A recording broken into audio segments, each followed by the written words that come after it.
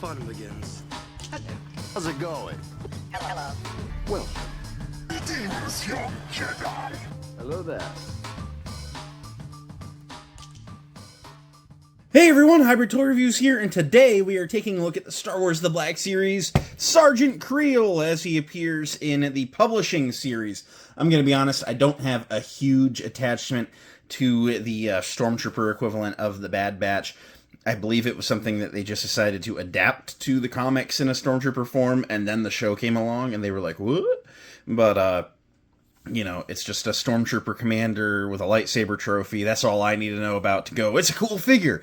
So I needed to pick him up. He had gotten a little expensive on the third-party market, but Hasbro, the smart ones they always are, realized that and reissued them. So thank you, Hasbro. Not really into my toys being investment pieces. I just want everyone to be able to have the same amount of fun. So I'm glad it's out here again. You might see that little $26 price sticker on the front, and that is indicative that this came from Buy Sell Trade Ashtabula, a place that I love shopping at. So if you are anywhere near Northeast Ohio, if you are within a 72-day drive of Northeast Ohio, I highly recommend that you go to Buy Sell Trade Ashtabula at some point. And if you can't make it there and you'd like to add a figure to your collection, why don't you subscribe if you haven't already? Because when I hit 2,500 subscribers, we are giving away this Black Series Tactical Ops Trooper. So keep an eye out for that when the 2,500 subscriber count rolls over. That said, let's get into the review and see if this is a toy for you. Here is Kreel in the packaging. This is the fancy flip-open packaging. Before we do that, we'll look at the outside. The front shows a really cool image of him battling Luke Skywalker. I believe this is cover art from one of the Marvel comic runs. Star Wars. Down here is your Sergeant Kreel, warning 4+ Hasbro. This side of the box features a grayed out image of him, his name, and a Black Series logo. Around back, it's all matte black with all your legal stuff no one cares about, with a picture of him taken from a panel, looking really cool. Bunch of legal hoopla that no one cares about in a barcode. There's grayscale comic panels, grayscale comic panels. Opening it up, more grayscale comic panels here. You have a color image of him jetpacking away on a jetpack I don't think he comes with. A bio about him in many languages. Pause and read whichever language you can read. If you can read, I can't. He's Sergeant Kreel, Hasbro, Black Series, and then our figure, which is basically just our new body Stormtrooper with a different chest overlay, a pauldron, and a lightsaber, and some varying add-ons. So let's open them up and see what we got going on here. And here's Sergeant Kreel out of the box. Let's go ahead and start by looking at the accessories, as we usually do. He comes with the standard Stormtrooper, E11, looking really, really nice. This is in dark gray, almost black plastic, but not quite black. This one does not feature the flashlight on the side. It does feature the longer clip, though, so that's neat. He, of course, can carry it in his blaster trigger finger having hand, and it looks good. Or he actually features a working holster, and yeah, it fits in there nice. And yeah, so Hasbro can do it. Maybe they can give us some OT-style Stormtroopers. That would be very nice. So I know some people are way more demanding about it than I am, mostly just doing it to appease them. Personally, I don't care if it has a holster or not, but it's doable. Hasbro, get on it. Now, he also comes with his lightsaber. Now, I don't know the story if this is like a trophy or if it's like a manufactured thing or something, but it is just reusing one of the General Grievous lightsaber hilts. This is the one that also would have been used by like Plo Koon and Luminara, and not Shakti, just Luminara and Plo Koon. But looks very, very nice. It is in that dark gray plastic. Again, same as the blaster. There's a little bit of silver around the emitter.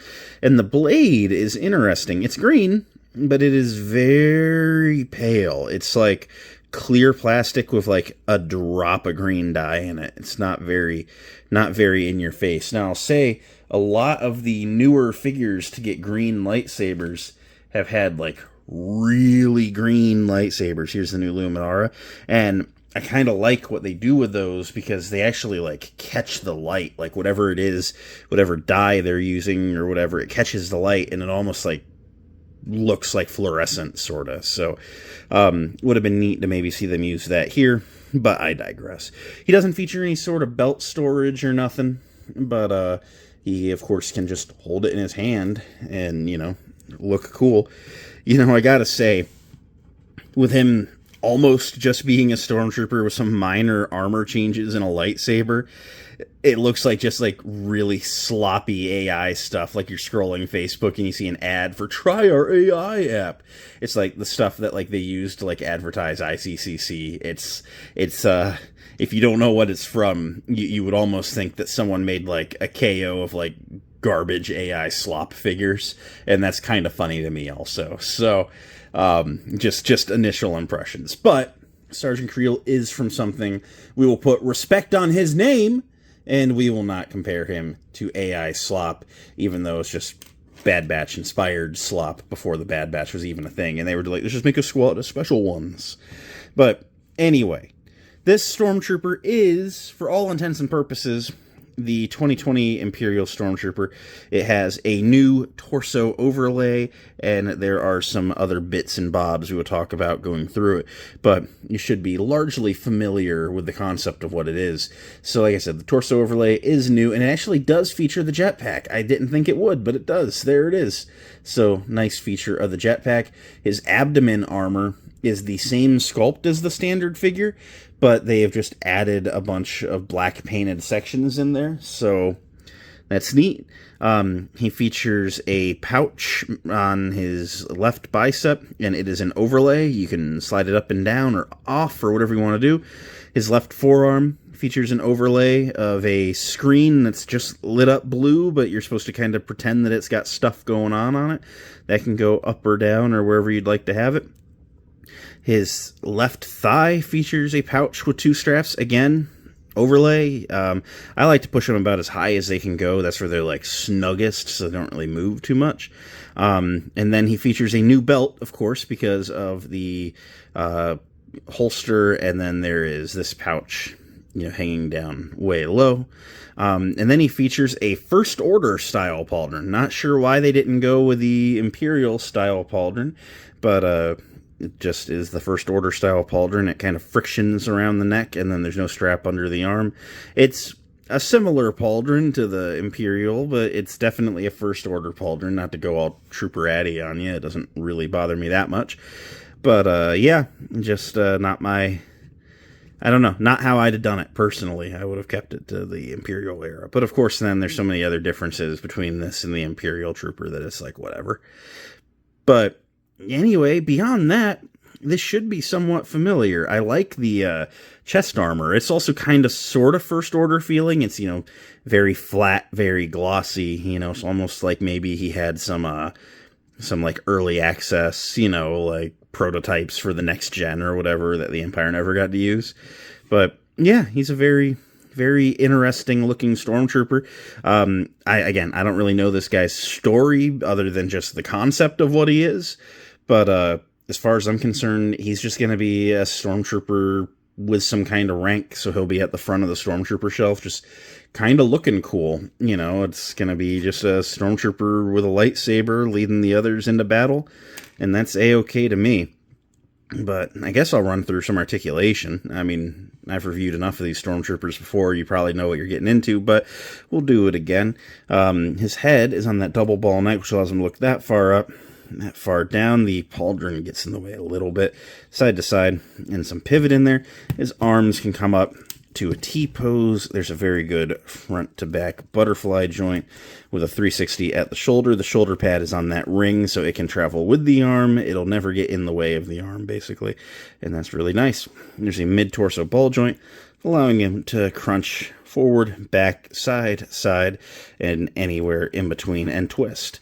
His legs can kick apart, basically doing a split. It's not a straight split, but pretty wide, all said. He can kick that far forward, a little bit back. There's an upper thigh rotation. Push those pouches back up. Single jointed knees go to 90 and then swivel at the knee, and then the feet can point a little down, a little up. And there's a forward-facing pin for rocker, allowing you to get him into some pretty wide stances with both feet flat on the ground. And yeah, as far as the articulation, like I said, we've seen it before, and it's all good here.